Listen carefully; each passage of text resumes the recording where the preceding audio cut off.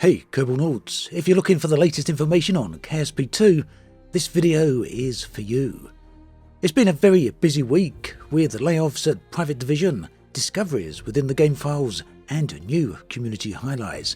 So let's take a look at all of that, beginning with those Private Division layoffs. Now it's always very sad news when you hear of anyone losing their job, especially during economic times like this. Now the news was posted to Twitter by Bloomberg's Jason Schreier and was later confirmed by website gamesindustry.biz, who managed to get the following statement from Take-Two.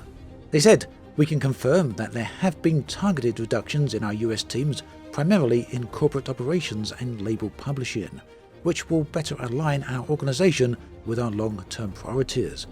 We continue to make strategic investments in our talent and technology to deliver our long-term pipeline, and the impact of these changes on our US development teams has been minimal."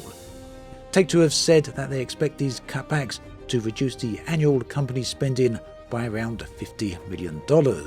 Now, quite naturally, KSP2 fans are likely going to be somewhat concerned as to whether or not this is likely to affect the game. Fortunately, there has been an update about this subject on the forums posted by a KSP team member.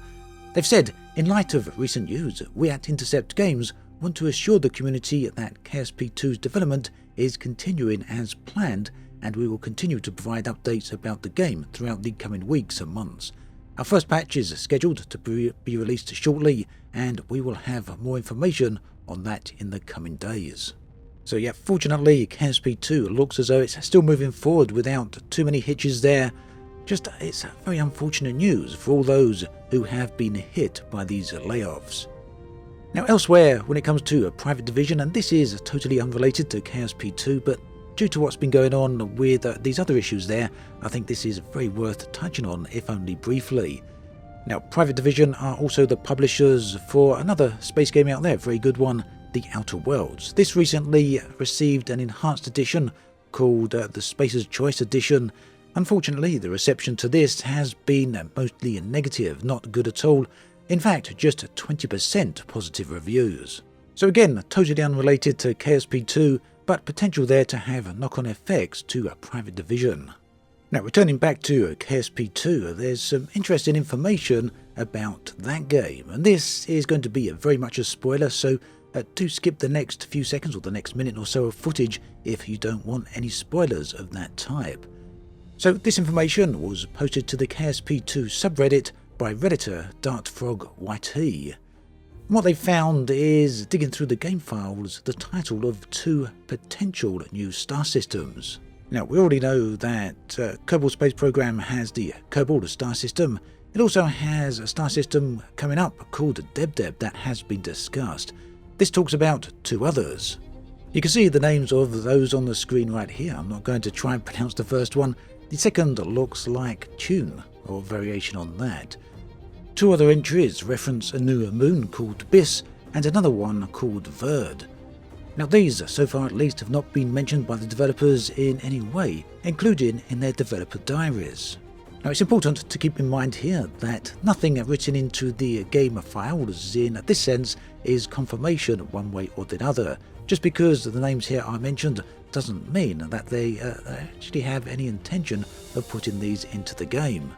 Nevertheless, it is interesting to consider that these could be new star systems.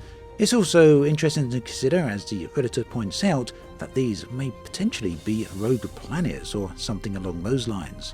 Either way, we do know that the devs want to continue to expand KSP2. We know there are going to be at least 3 star systems, so if there's more than that, the scope of KSP2 could end up being rather significant. Elsewhere, and coming back to more tangible KSP2 reality, we have a new community highlights section on the official KSP2 forums. This looks like it's going to be the start of a brand new series. This post is Community Highlights number 1. It's going to be interesting to see how this series unfolds over the coming weeks.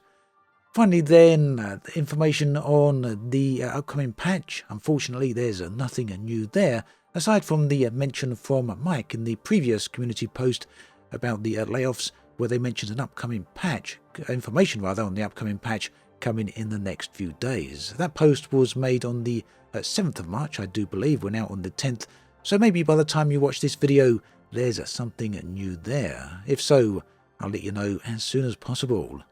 That then brings us to the end of this video. As always, thanks for watching, and I'll catch you guys and girls next time.